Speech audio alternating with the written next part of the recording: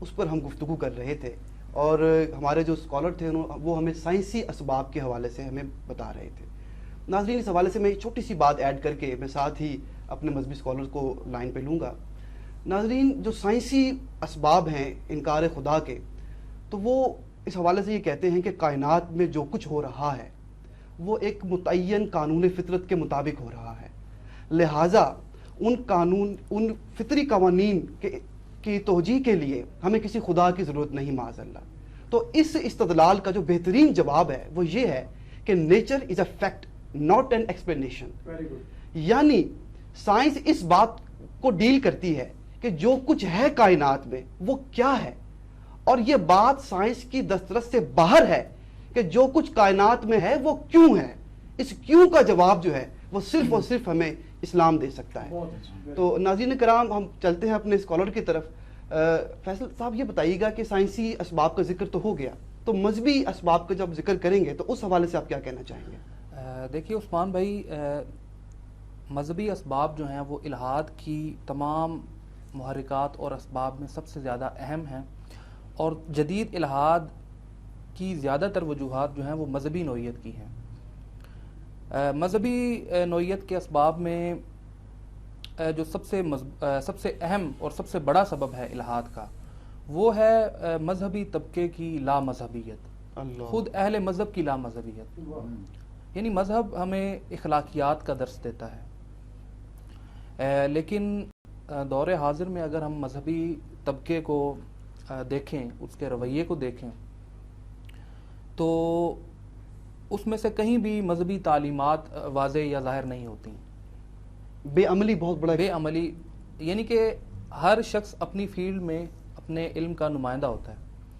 اسی طرح کوئی شخص جس نے داڑھی رکھی ہو، ٹوپی پہنی ہو، مسلمان ہو، تو وہ ایک اسلام کا نمائندے کے طور پر پہچانا جاتا ہے. جس طرح آپ کہہ لیں کہ علماء کرام اور مولوی حضرات جو بھی ہیں یہ دین کے نمائندے ہیں، یہ خدا کے نمائندے ہیں.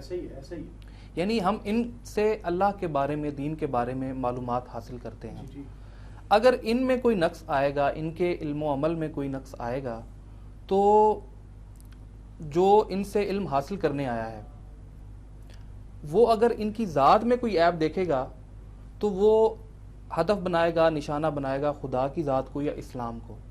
یعنی کہ لوگ آج کا جو جدید ذہن ہے یہ سہل پسند ذہن ہے، سہولت پسند ذہن ہے، یہ تحقیق کو پسند نہیں کرتا. جدید ذہن علماء کو دیکھتا ہے، مولویوں کو دیکھتا ہے، مذہبی طبقے کو دیکھتا ہے، ان کی جو انفرادی یا ان کی جو ذاتی اعمال ہوتے ہیں ان کو دیکھ کر یہ خدا اور مذہب سے ہی بیزار ہو جاتا ہے. حالانکہ یہ بالکل غیر منطقی بات ہے، اس کا کوئی جواز نہیں ہے.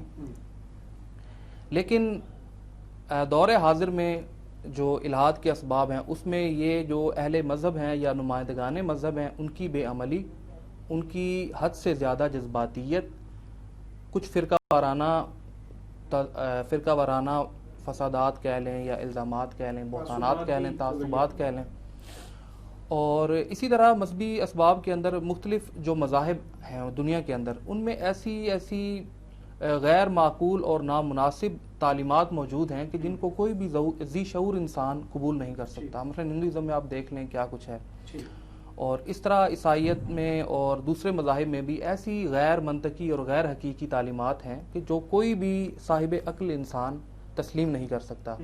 تو متون مقدسہ اور مذہبی کتابوں کے اندر اس طرح کی جو غیر عقلی باتیں ہیں یا جو غیر فطری باتیں ان میں بیان کی گئی ہیں وہ بھی جدید الہاد کا سبب بنی ہیں.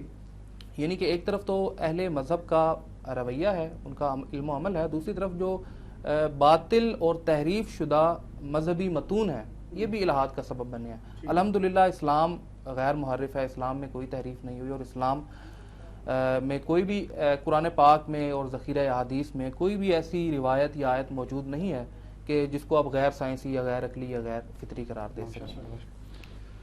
ناظرین کرام، پروگرام کا ٹاپک ذات باری تعالیٰ اور مغربی فلسفہ